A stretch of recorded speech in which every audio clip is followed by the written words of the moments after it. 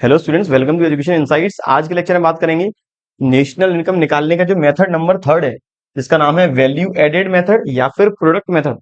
इस मेथड से जीवीएमपी की वैल्यू पहले कैलकुलेट कैसे होगी, फिर जीवीएमपी को कन्वर्ट कैसे करेंगे नेशनल इनकम मतलब एनएनपीएफसी में। मैंने स्टार्टिंग में जो दो मेथड है, इनकम और एक्सपेंडिचर, इन दोनों को करा दिया है। उम्मीद करता हूं आप लोगों ने क्वेश्चन भी कर लिए हैं और कोई भी दिक्कत नहीं आई है। अब जो वैल्यू एडेड मेथड है, सबसे पहले वैल्यू एडेड मेथड से जो एग्रीगेट निकालेंगे उसे बोलेंगे GVMP, gross value added at market price, और इसकी वैल्यू जो है वो इक्वलेंट रहेगी जीडीपीएमपी की। तो सर, क्या वैल्यू एडेड मेथड और एक्सपेंडिचर मेथड इन दोनों को यूज करने के बाद वैल्यू सेम आएगी? बिल्कुल सही। मैं एक्सपेंडिचर मेथड अप्लाई कर दूं या फिर वैल्यू एडेड मेथड अप्लाई कर दूं, दोनों से आंसर एक ही आना है, जो कि है जीडीपीएमपी। बस ये डिपेंड करेगा मुझे आइटम कौन कौन से गिवन है। यदि आपको एक्सपेंडिचर्स गिवन है अलग अलग सेक्टर के और आप चाहते हैं वहां पर मैं वैल्यू एडेड अप्लाई कर दूं, अप्लाई नहीं होगा। अगर इनकम गिवन है हाउस होल्ड सेक्टर की, आप चाहते हैं वहां पे अप्लाई कर दूं वैल्यू एडेड या वहां अप्लाई कर दूं एक्सपेंडिचर, अप्लाई नहीं होगा। डिपेंड करेगा मुझे कौन कौन से एलिमेंट्स, कौन कौन से आइटम्स गिवन है। अब देखें वैल्यू एड कहता क्या है। वैल्यू एडेड कहता है इकोनॉमी में जितनी भी फर्म्स हैं, जितने भी प्रोड्यूसर्स हैं, इन सभी प्रोड्यूसर का हम यदि वैल्यू एडिशन को ऐड कर दें तो जीवीएमपी की वैल्यू आ जाएगी। प्रोड्यूसर खुद की तरफ से जितने वैल्यू ऐड कर रहा है वो सारा value addition individual producer wise add करते चले, individual producer wise as add करते चले। पहले प्रोड्यूसर का जीवीए, दूसरे प्रोड्यूसर का जीवीए, इस तरह से।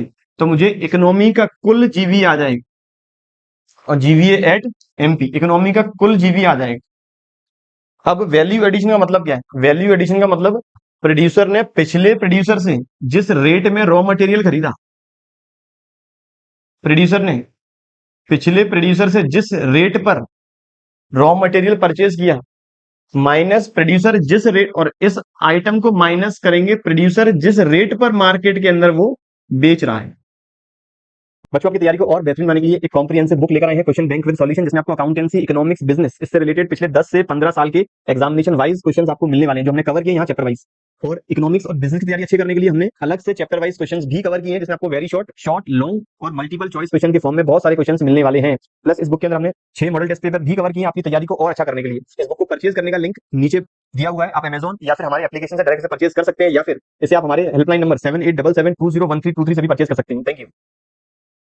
प्रोड्यूसर का कुल सेलिंग प्राइस कितना है, इसमें से माइनस करेंगे उसने उस माल को बनाने के लिए पिछले प्रोड्यूसर से कितने वैल्यू या कितने कॉस्ट पर मटेरियल को किया परचेज, यहां से निकल के आएगा वैल्यू एडिशन। अब इस वैल्यू एडिशन को निकालने के दो तरीके हैं। पहला फॉर्मूला है value of final output minus intermediate consumption. Intermediate consumption बोल रहे हैं पिछले प्रोड्यूसर से जिस रेट पर गुड्स हमने परचेज किया उसकी कॉस्ट को। या दूसरा फॉर्मूला है sales plus change in stock plus self consumption goods, या value of self consume goods, और फिर माइनस इंटरमीडिएट कंजम्पशन।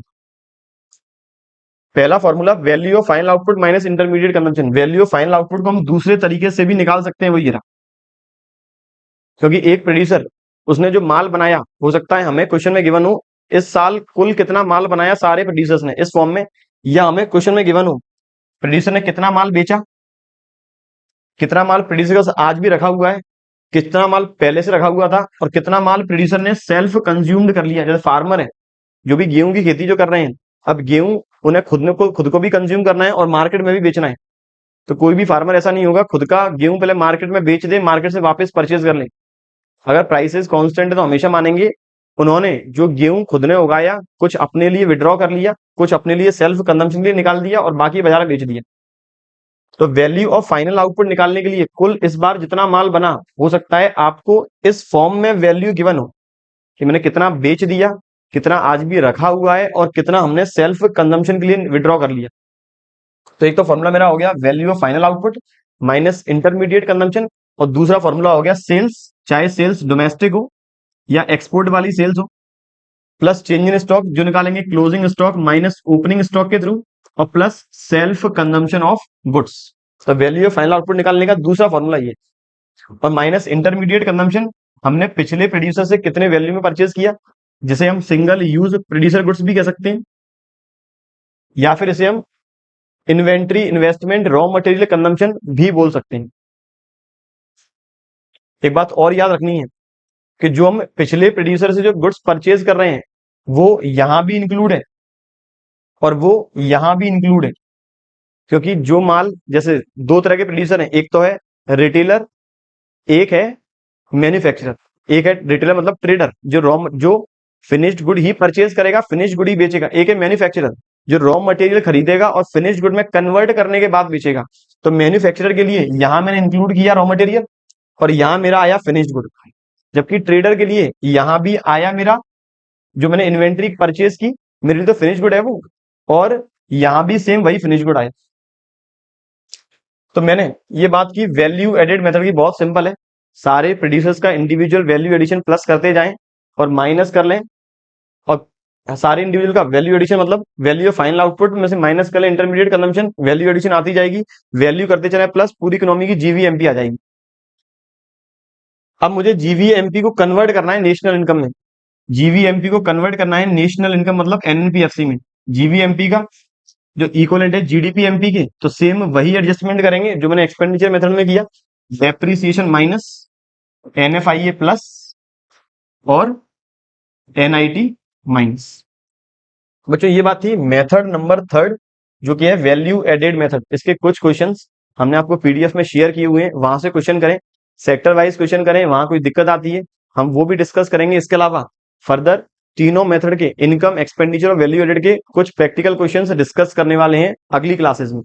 एक बात और, एग्जाम में आरबीएससी बोर्ड में जब भी क्वेश्चन आया यहां से, मतलब तीनों मेथड से इनकम, एक्सपेंडिचर और वैल्यू एडेड, तो बोर्ड की पहली प्रायोरिटी रहती है मेथड को पूरा एक्सप्लेनेशन, कि बोर्ड चाहता है स्टूडेंट उस मेथड का पूरा फॉर्मूला अच्छे से जानता हो, तो ज्यादातर केसेस में वो पूरे फॉर्मूले को एक्सप्लेन करवाना चाहते हैं। सेकंड प्रायोरिटी है कि जब हमें क्वेश्चंस गिवन होंगे न्यूमेरिकल फॉर्म में, उसकी हमें वैल्यू निकालनी होगी, तो इससे रिलेटेड क्वेश्चंस न्यूमेरिकल भी हम करने वाले हैं अपने अगले लेक्चर्स में। तब तक पढ़ते रहिए। कोई और दिक्कत आई वो आप कमेंट बॉक्स में जरूर कमेंट करें, उसका सॉल्यूशन करने की मैं पूरी कोशिश करूंगा। ऐसे रिलेटेड टॉपिक डिस्कस करने वाले हैं अपने अगले लेक्चर में, तब तक पढ़ते रहिए और बने रहिए हमारे यूट्यूब चैनल के साथ। Thank you.